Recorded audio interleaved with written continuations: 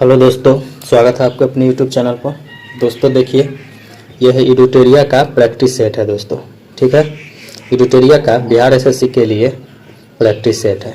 ठीक है, प्रखंड सांख्यिकी पदाधिकारी हो या कर्मचारी चयन आयोग द्वारा आयोजित जो भी एग्जाम है, जैसे प्रखंड सांख्यिकी पदाधिकारी, सहायक प्रशाखा पदाधिकारी, जिसको हम लोग पहले सचिवालय सहायक के नाम से जानते थे, और उसके बाद और आ जाइए यहाँ पर जैसे कि बीपीएससी असिस्टेंट का एग्जाम हो, बिहार एसएससी 10+2 CGL 4, सभी के लिए इंपॉर्टेंट होने वाला ये प्रैक्टिस सेट। ठीक है दोस्तों, टोटल 15 सेट है, 2 सेट ऑलरेडी चैनल पर डाला जा चुका है।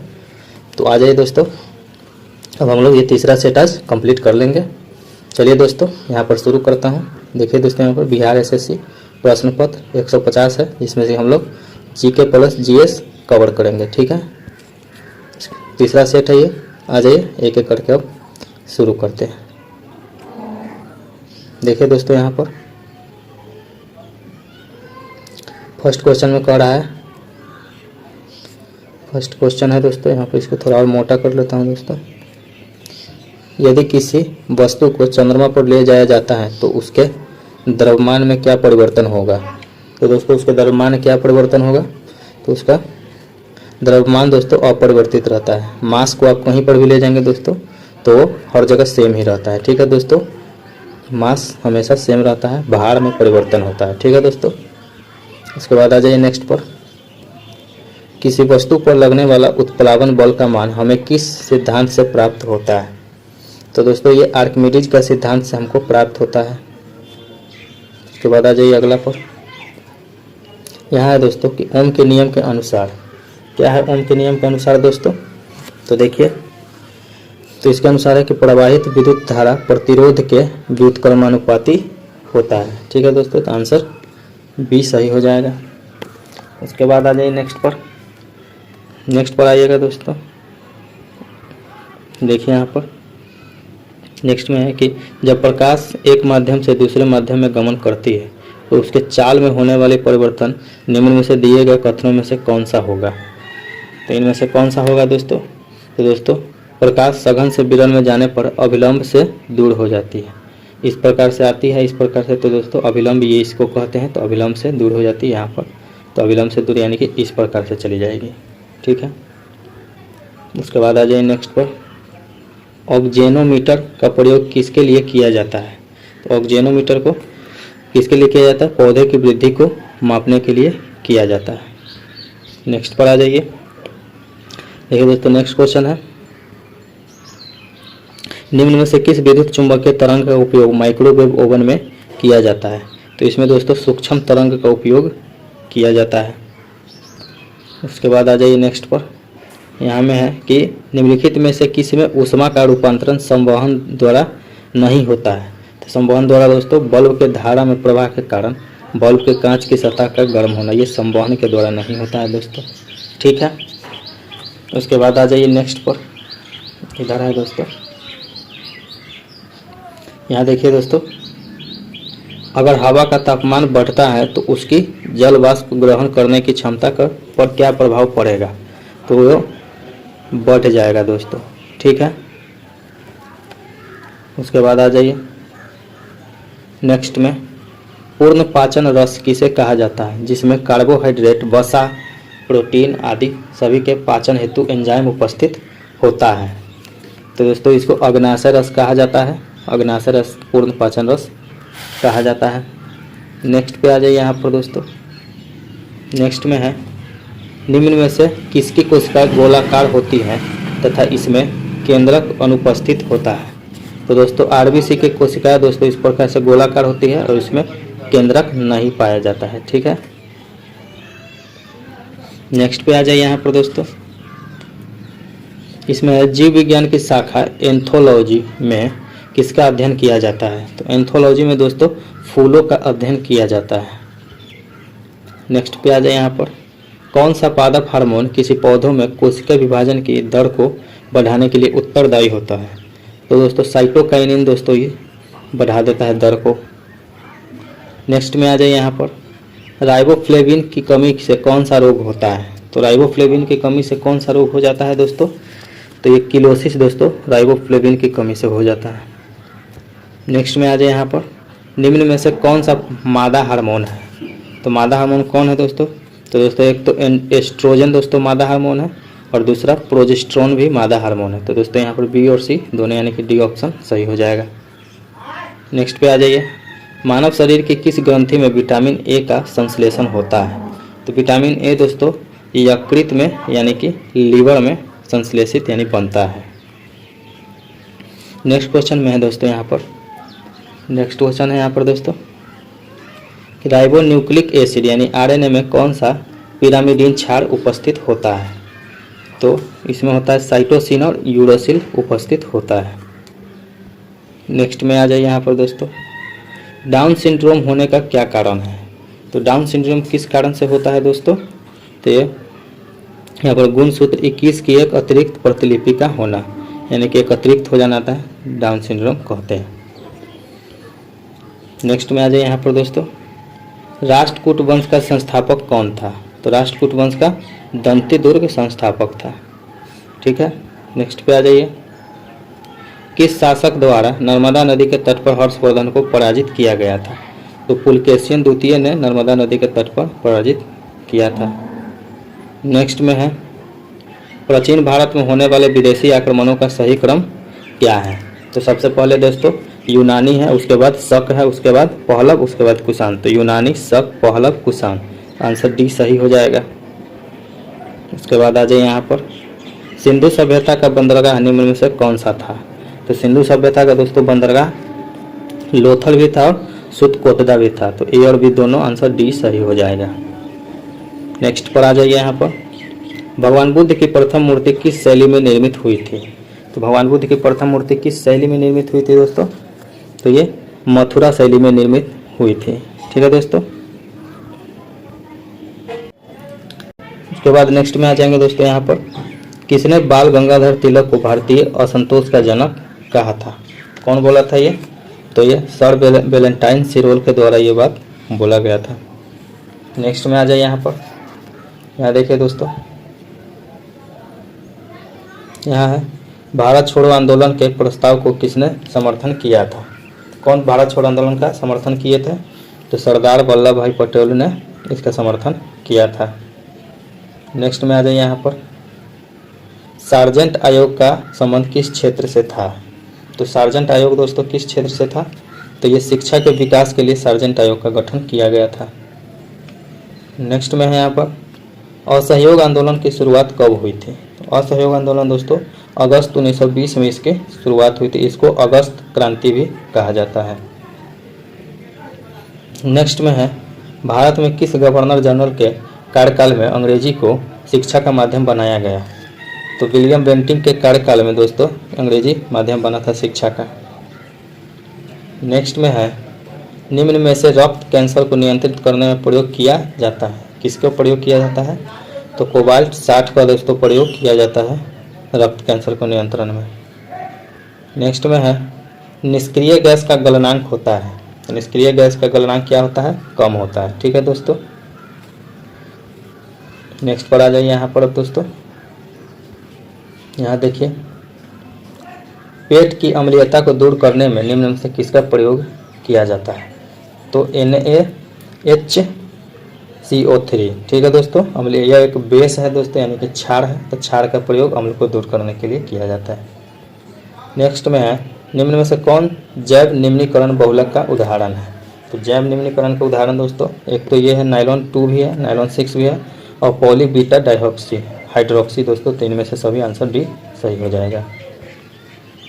नेक्स्ट में देखिए दोस्तों, पायरोल्यूसाइट निम्न में से किसका अयस्क है? पायरोल्यूसाइट किसका है दोस्तों अयस्क? तो ये मैंगनीज का अयस्क है दोस्तों। ठीक है, यहाँ पर आ जाए नेक्स्ट पर, समुद्री खरपतवार निम्न में से किसका स्रोत है? तो दोस्तों ये आयोडीन का स्रोत होते हैं समुद्री खरपतवार। नेक्स्ट पे है दोस्तों, RDX की खोज किसके द्वारा किया गया था? RDX की खोज किसके द्वारा किया गया था? तो जॉर्ज हेनिंग के द्वारा RDX खोजा गया था। RDX फुल फॉर्म क्या है? Research and development explosive. Next में है, भारी जल का प्रयोग किया जाता है। तो भारी जल का प्रयोग दोस्तों कहाँ किया जाता है? तो देखिए न्यूट्रॉन के मंदक में किया जाता है, जीवाणुनाशक के रूप में और ड्यूटेरियम के यौगिक बनाने में। तो इनमें से सभी आंसर डी सही हो जाएगा। नेक्स्ट में है दोस्तों यहाँ पर 36 नंबर क्वेश्चन है दोस्तों, यहाँ पर देख लीजिए। नेक्स्ट में है संविधान सभा के किस सदस्य ने प्रस्तावना के संबंध में कहा कि प्रस्तावना संविधान की सबसे सम्मानित भाग है। तो किसके द्वारा बोला गया था दोस्तों ये? तो पंडित ठाकुरदास भार्गव के द्वारा बोला गया था। नेक्स्ट में आ जाए यहाँ पर दोस्तों। नेक्स्ट में है निम्न में से कौन सी समिति त्रिस्तरीय पंचायती राज प्रणाली को सिफारिश करने के लिए जानी जाती है। तो ये कौन सी समिति जानी जाती है दोस्तों? तो ये बलवंत राय मेहता समिति इस समिति के लिए जानी जाती है। नेक्स्ट में है निम्नलिखित में से कौन राजभाषा के सदस्य अयोग्यता के मामले में फैसला करता है। कौन करता है दोस्तों? तो चुनाव आयोग के परामर्श पर भारत का राष्ट्रपति। नेक्स्ट में राज्य के नीति निर्देशक तत्व का कौन सा अनुच्छेद सहकारी समितियों के गठन को बढ़ावा देता है। तो कौन है दोस्तों? तो 43 ख जो है ये इसको बढ़ावा देता है। नेक्स्ट पे आ जाइए। भारतीय संविधान में संशोधन का प्रस्ताव किस देश के संविधान से लिया गया है। तो किस देश के संविधान से लिया गया है दोस्तों? तो ये दक्षिण अफ्रीका के संविधान से लिया गया संशोधन का प्रारूप। नेक्स्ट है दोस्तों 41 में रूस में यूराल पर्वत किस प्रकार के पर्वत है। तो ये एक पुराने बलित पर्वत का उदाहरण है यूराल पर्वत। नेक्स्ट में दोस्तों यहाँ पर भारतीय रिजर्व बैंक यानी कि आरबीआई बैंकों के बैंक के रूप में कार्य करता है। इसका अर्थ निम्नलिखित में से कौन सा सही है दोस्तों? तो सही कौन सा हो जाएगा यहाँ पर? देखिए अन्य बैंकों आरबीआई के पास अपनी कुछ जमा पूंजी संचित रखती है, सही है। उसके बाद आ जाइए यहाँ पर आवश्यकता के समय आरबीआई वाणिज्यिक बैंकों को ऋण देता है, ये भी सही है। आरबीआई वाणिज्यिक बैंकों को मौद्रिक विषय पर परामर्श देता है। तो 1 2 3 ये सही ये सही ये सही। तो 1 2 3 टोटल सही, तो आंसर भी। नेक्स्ट में आ जाए यहाँ पर। नेक्स्ट देखिए दोस्तों यहाँ पर निम्नलिखित कथनों पर विचार कीजिए। तो क्या है दोस्तों? तो इसमें क्या है कि इसमें से सही हमको चुनना है। तो कौन सा सही है ये चुनना है, ठीक है। तो भारत में रेड पांडा प्राकृतिक रूप से केवल पश्चिमी हिमालय में पाया जाता है, ये गलत है दोस्तों। भारत में स्लो लोरिस उत्तर पूर्व के सघनों वनों में पाया जाता है, सही है। तो आंसर क्या हो जाएगा यहाँ पर दोस्तों? केवल 2, तो आंसर बी सही हो जाएगा यहाँ पर। नेक्स्ट है भारत के प्रधानमंत्री निम्नलिखित में से किस निकाय के पदेन अध्यक्ष होते हैं। किसके होते हैं दोस्तों? तो वैज्ञानिक एवं औद्योगिक अनुसंधान परिषद, ठीक है दोस्तों, और नीति आयोग। तो ए और बी दोनों हो जाएगा, आंसर डी सही हो जाएगा। नेक्स्ट में है निम्नलिखित में से कौन सी नदियाँ पूर्ववर्ती नदियाँ नहीं हैं। पूर्ववर्ती नदियाँ नहीं है दोस्तों। तो दोस्तों गोदावरी नदी पूर्ववर्ती नदी नहीं है, ठीक है। नेक्स्ट में है आबनूस, मोहगनी और रोजवुड जैसे पेड़ किस प्रकार के वनों में पाए जाते हैं। तो ये दोस्तों उष्णकटिबंधीय सदाबहार वन में ये सभी पौधे पाए जाते हैं। नेक्स्ट में है तेलुगु गंगा परियोजना किस नदी पर स्थित एक बहुउद्देशीय परियोजना है। तो ये दोस्तों कृष्णा नदी पर स्थित एक बहुउद्देशीय परियोजना है। नेक्स्ट पर है दोस्तों आपके लिए कि भारत के लौह अयस्क क्षेत्रों में कौन सा विकल्प सही है। तो लौह अयस्क के क्षेत्र में हमको जो विकल्प सही है उसके लिए टिक करना है। तो दोस्तों बैलाडीला छत्तीसगढ़ ये दोस्तों सही है, तो आंसर अपना चला जाएगा, सही पूछा है तो सी चला जाएगा। नेक्स्ट पे आ जाए यहाँ पर निम्न में से कौन सा सक्रिय ज्वालामुखी का उदाहरण नहीं है। तो सक्रिय ज्वालामुखी का उदाहरण कौन नहीं है दोस्तों? तो विसुवियस दोस्तों सक्रिय ज्वालामुखी का उदाहरण नहीं है। नेक्स्ट देख लीजिए यहाँ पर नमकीन क्षेत्र में पाई जाने वाली वनस्पति को किस नाम से जाना जाता है। तो इसको किस नाम से जाना जाएगा दोस्तों? तो देखिए उसको हेलोफाइट कहा जाता है। हेलोफाइट यहाँ पर कहीं पर भी नहीं है दोस्तों, तो इनमें से कोई नहीं हो जाएगा हेलोफाइट, ठीक है, हेलोफाइट। नेक्स्ट में आ जाए यहाँ पर दोस्तों,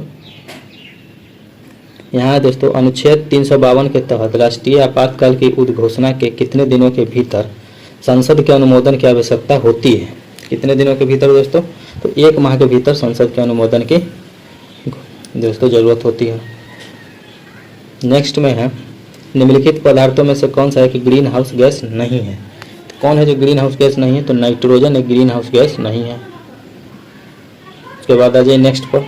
नेक्स्ट में है कि केंद्र सरकार के निम्नलिखित सार्वजनिक उपक्रमों पर विचार कीजिए। हमको क्या कहना है कि इसमें क्या पूछा गया है, उपयुक्त में से कितनी कंपनियों को महारत्न कंपनी का दर्जा प्रदान किया गया, यानी कि हमको महारत्न कंपनी बताना है। ठीक है दोस्तों, तो महारत्न कंपनी कौन कौन सी है दोस्तों, यहाँ पर देख लेते हैं। आ जाइए, देखिए पावर फाइनेंस, ये दोस्तों एक महारत्न है। दूसरा ग्रामीण विद्युतीकरण, क्या पूछा गया, प्रदान किया गया तो ग्रामीण विद्युतीकरण निगम लिमिटेड, ये दोस्तों है। और एक हिंदुस्तान एरोनॉटिक्स लिमिटेड। तो 1 2 3 ये दोस्तों कहाँ पर है, तो सी में है दोस्तों। ठीक है, तो आंसर सी हो जाएगा यहाँ पर। ठीक है दोस्तों, अब नेक्स्ट क्वेश्चन पे आ जाए। यहाँ पर ये देखिए, निम्नलिखित देशों का कौन सा एक समूह आसियान के सदस्य देश है? तो कौन सा समूह के बारे में हमको बताना है, तो कौन सा समूह है दोस्तों, तो यहाँ देख लीजिए, कंबोडिया, ब्रुनेई और लाओस, ये आसियान के सदस्य देश हैं। नेक्स्ट में है, भुगतान संतुलन के किन खातों में शासकीय मौद्रिक स्थानों द्वारा स्वर्ण एवं विदेशी मुद्राओं का स्टॉक यानी धारिता रखने में किए गए जाने वाले परिवर्तनों का लेखा जोखा किया जाता है? तो क्या होगा दोस्तों इसका आंसर, तो ये शासकीय आरक्षित खाता होता है। ठीक है, नेक्स्ट में आ जाइए यहाँ पर। नेक्स्ट में बोला गया है कि निम्नलिखित में से युग्मों में से कौन सा युग्म सही है? तो हमको सही युग्म दोस्तों यहाँ पर बताना है। तो दोस्तों अंक समुद्र पक्षी संरक्षण रिजर्व कर्नाटका, दोस्तों ये सही है, बाकी ये सब गलत है। नेक्स्ट में आ जाए यहाँ पर दोस्तों, भारतीय रिजर्व बैंक RBI खुले बाजार की क्रियाएं किसी खरीद और बिक्री को संदर्भित करता है? इसको संदर्भित करता है दोस्तों, ये हमको बताना है। ठीक है, तो सरकारी ऋण पत्र को संदर्भित करता है। ठीक है दोस्तों, नेक्स्ट पे आ जाइए यहाँ पर। कार्बन ट्रेडिंग व्यवस्था का सर्वप्रथम विचार किस समझौते में दिया गया? किस समझौते में दिया गया था? क्योटो प्रोटोकॉल में दिया गया था। नेक्स्ट में आ जाए यहाँ पर, प्रधानमंत्री सौभाग्य योजना किससे संबंधित है? प्रधानमंत्री सौभाग्य योजना दोस्तों किससे संबंधित है? तो दोस्तों ये गरीबी रेखा से नीचे वाले परिवारों को मुफ्त बिजली के प्रावधान से संबंधित है। इसके बाद आ जाइए नेक्स्ट पर, यहाँ देख लीजिए, एक सेकंड दोस्तों। उसके बाद आ जाइए यहाँ पर, अटल नव प्रवर्तन इनोवेशन मिशन किसके अधीन स्थापित किया गया है? तो किस विभाग के अधीन है वो हमको बताना है। तो दोस्तों ये नीति आयोग के अधीन है। नेक्स्ट में है दोस्तों यहाँ पर, 18वां प्रवासी भारतीय दिवस सम्मेलन 2025 का आयोजन किस राज्य में किया गया है? तो दोस्तों ये उड़ीसा में किया गया है। उसके बाद यहाँ आ जाइए, in pursuit of democracy beyond party lines पुस्तक के लेखक कौन है? तो कौन है इसके लेखक? नजमा हेपतुल्ला इसके लेखक हैं। उसके बाद आ जाइए नेक्स्ट में। नेक्स्ट देखिए यहाँ पर, U19 महिला एशिया कप 2024 का विजेता कौन है? तो कौन बना इसका? तो भारत इसका विजेता बना है। नेक्स्ट में आ जाइए यहाँ पर, प्रधानमंत्री नरेंद्र मोदी ने दिसंबर 2024 में बीमा सखी योजना की शुरुआत की। यह योजना किस निकाय द्वारा संचालित है?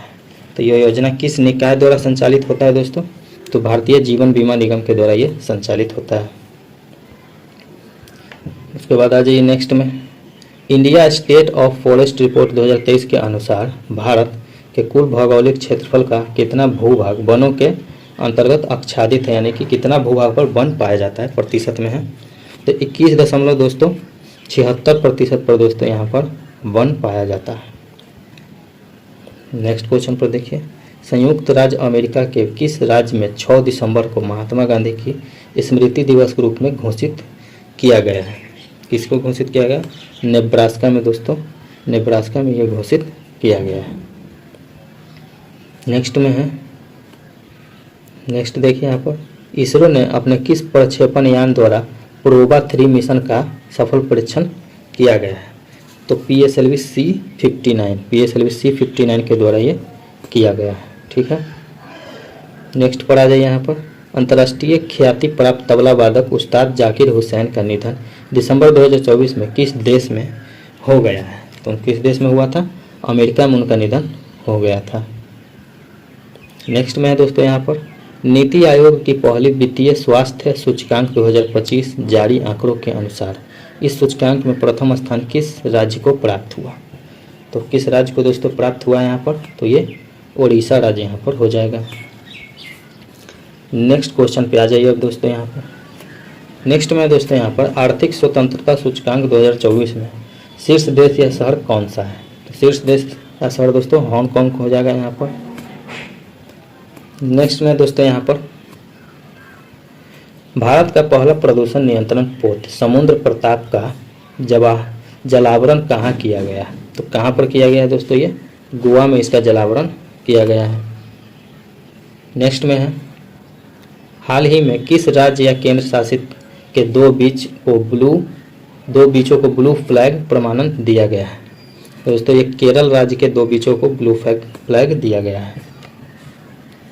नेक्स्ट पर आ जाइए यहाँ पर।